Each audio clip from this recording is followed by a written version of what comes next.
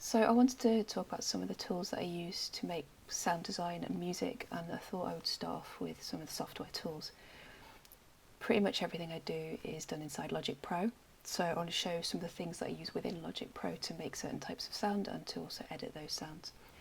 So the first one I'm not going to talk about very much, it's Softtube's Modular, and I mainly use this as a learning exercise because it's a simulation of modular synthesis, and it's very good, but it's not that satisfying to actually use within software. I'd rather be plugging cables in, but I don't actually own modular synths, so it's a good way of learning how to plug things together.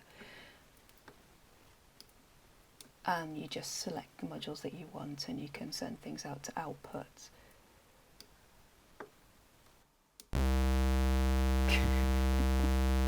That's very loud. So in this instance I'm just sending a square wave direct to the main out, which I'm going to stop because it's really loud. And what I actually want to talk about mainly is what is a synthesizer called Alchemy, which I'll start up. Now, Alchemy is very powerful and it does a lot of stuff, and on a very simple level you can just stick some MIDI in and play it like a synth. But it actually has some very powerful synthesis engines in there which I want to show you. So what I'm going to do is go to the Advanced tab, and what we see is we've got 4 different sources at the moment: saw, square, sine, triangle. You can turn these on and off, play about with them, tune them to get them to how you want it to sound. But the other thing you can do is you can actually load different sources into those sources, so it doesn't have to just be what's generated by the computer. So what I'll do is I'll turn off most of them, keep A on. If we go to the controls for that source, what we can do is click on Edit, and then we get up another window. It's quite complicated. I often get lost in these menus, but if I click on Spectral, what this wants me to do is load an image and actually use that image to make sound, and I quite like that. I think it's pretty cool. So if I go to Image, Import, it has to be a PNG, and so I'm going to see what I've got. Okay, so on my desktop, subtle plug there, I've got a version of my recent album release, The Discarded, available on Bandcamp under Bone Music. I've got a version of that that's saved as a PNG, and I open it and it loads and we get this sort of low-res version of the image, and it doesn't sound like much, but what we've got is we've got these bars that control how much of the image it's actually going to play. So I'm going to drag those out. And what this represents is this axis is time and this axis is frequency, and the brightness of the pixel represents the intensity of the sound it's going to make. So if I try that again, bear in mind the attack of the sound tends not to sound that good. It sounds a bit fake, but what you get after the initial attack tends to sound really interesting, and what you can do is turn down the attack in the controls so that you don't have that initial sort of stingy synthy sound.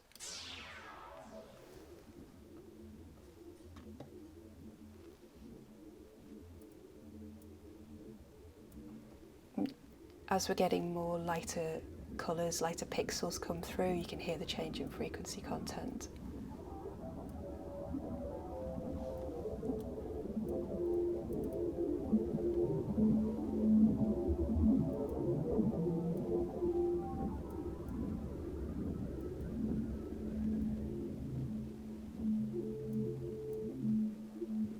And these 2 bars are actually defining the sustain period of the note. So because I've kept my finger held on the software keyboard, that's the area it's looping over, but when I take my finger off, it will jump to the end. And that's pretty cool and atmospheric, and that's the sort of thing I quite like to layer up to make these sorts of interesting beds that I can put other instrumentation on top of. So let's go to source B, say, turn that one on. And what I want to do is show you granular synthesis. Now, granular synthesis is like a kind of sampling. You take in audio samples, but you only play a very small part of that sample, and all these small bits of audio that you put together, they're the grains, and you put lots of grains together and that gives you granular synthesis. And what I've done with some of my found footage projects is to pull out sound samples that are from that found footage and then put them together to make granular synthesis, and then it's relating the visuals back to the audio but in quite an abstract way, which I like for that sort of project. So let's see if I can find some audio to play with. Import audio. I want to load it in granular mode because that's the point of this. Let's see what I've got in this folder. Oh yeah, I like this one. Warning, you have triggered the alarm system. Your movements are being recorded. Let's solo this particular noise.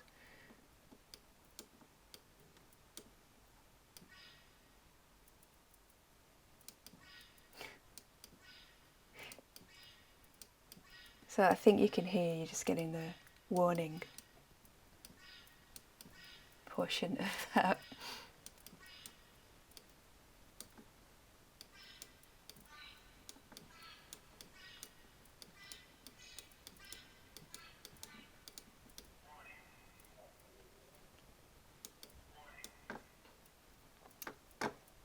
So what I would do would be to import a bunch of different sounds into the 4 oscillators and set them all up how I wanted to layer them together. I've got an example of where I've actually used that on a track recently.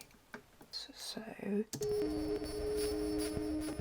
this is one of my recent tracks, and most of this is analog synth, but this green bit here is that's granular synthesis. So I'll stop that for a second and just show you. Instrument 2, alchemy. And you see we've got biker interview, drumming, cricket, motorbike track. These are all different samples that came from news tapes, which I use in the video, so I wanted that link of the video back to the audio, which is why I use them. I talked about reverb briefly in another video, and reverb is like a really short period echo, and every space that you're in, pretty much, unless it's designed to be acoustically dead, will have some sort of reverb, because as your voice leaves your mouth and travels around, it bounces off the walls and it comes back to you. So it's like an echo, but it's a very short period echo. You don't hear it as a discrete copy of the original sound, it just adds a sort of sweetness and elongation of the original sound. And we tend to use it in music, both because it sweetens the sound, but also because if you put the same reverb on a bunch of different tracks, it gives them a sense that they were all recorded in the same space. So it's quite good for gelling tracks together. And there's, historically, reverb would have been made by exciting a vibration in a spring, and I showed this before, which is a toy microphone, which has a spring inside, and the spring acts to vibrate and carry the sound on, so that's a form of reverb. In studios they would have used a metal plate that was induced to vibrate, or even had a room, a big shiny room with a speaker in it and a microphone, and you play out your sound, let it bounce around and re-record it. So there's different ways of doing it. We mentioned impulse response reverb, which is a convolution effect of taking a dry sound, your original sound, and a sound that you've recorded in a space that's a representation of that space, and squidging them together so that the sound seems like it was recorded in that space. But I did mention how that can also be used for not just to make your 4-track EP sound like it was recorded in a cathedral, but also it can be used for interesting, weird effects. And I discovered that I still have an old version of impulse response utility on my computer, so I'm going to try and demonstrate that. Now this is a bit of software that used to ship with Logic Pro. They don't seem to ship it with Logic Pro anymore, I'm not sure why, but there are alternatives. I mean, you can even get it for your smartphone.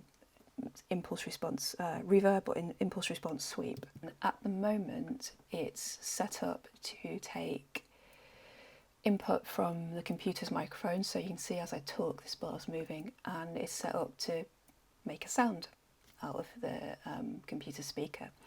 So this is not a very precise and accurate way of doing it, and also I can't make a lot of noise because I'm in a terraced house.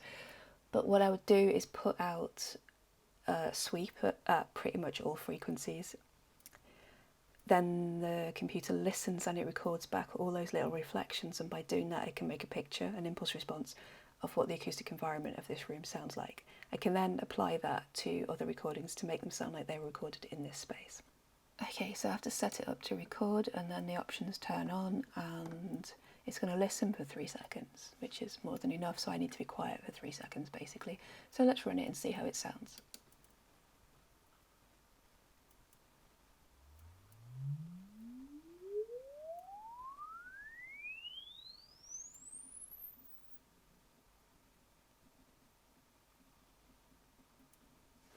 Okay, and that's saved. So if I go to deconvolve, so what that will do, it will remove the effect of the sweep from the signal, because we don't want that, we just want the bits that have bounced back after the sweep is finished.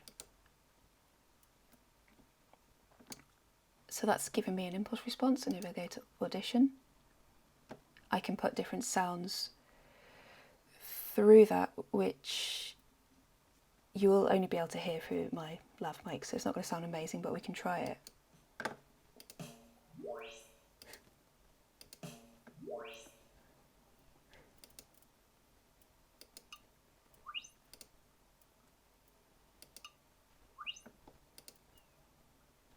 Hey!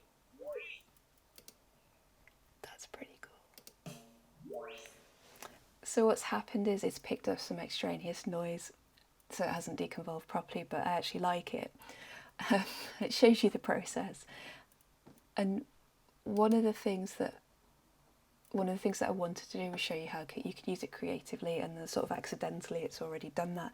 But I will do one more as a demonstration, because what you could do is play a different audio file while the sweep was happening, and then you'd be forcing that to be part of your impulse response, so that when you then convolve it with your song track, whatever you're using it for, it's then imposing that on that track. So you can actually use it for a lot of creative experiments as well. Let's just do one more sweep. This time I'm going to make a noise during it deliberately.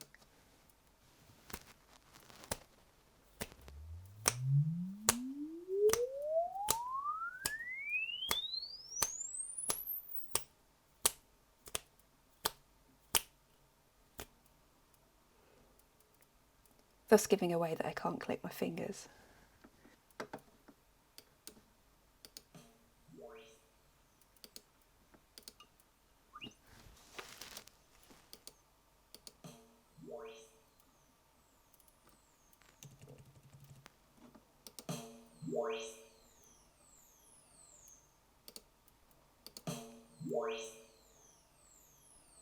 So it's quite similar, only this time we've introduced some more artifacts because of the rhythmical nature of the clicking, that it's not been able to resolve when it's deconvolved. So we're getting that repeating sweep after each wanted reverberation, which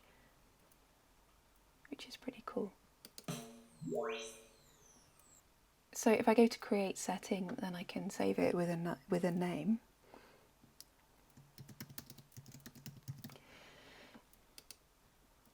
And it's created it in a format that if I then go back to Logic Pro, I can import it and listen to it.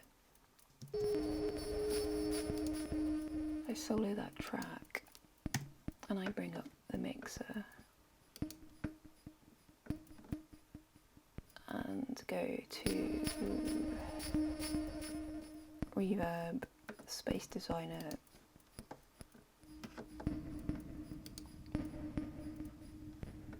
what I've got here is one that I previously recorded in here called Living Room.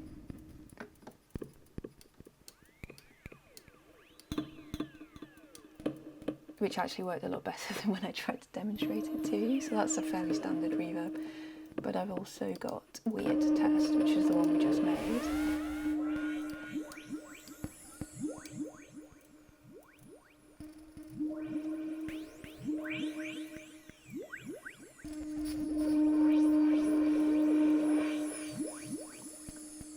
I'll just turn that off.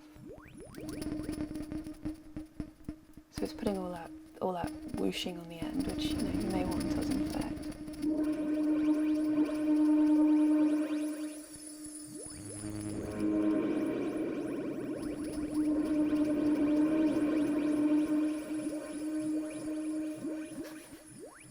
But of course Logic already has a bunch of weird effects built in. If we go to the warped effects within the impulse response, you can just pick one. They've all got interesting names. I'm just listening to the wet signal now, and you get that sort of metallic dissonance, which is part of this wave shape here, and you can reverse them, and you can change the frequency content and the length. So this is a really powerful tool in order to shape your sounds, particularly if you like making strange and interesting sounds. So that's just a couple of the tools that I use to help me with my sound design projects. I hope that's been interesting. What I'll do next time is I'll talk about some of the actual hardware that I use, particularly when I'm making music.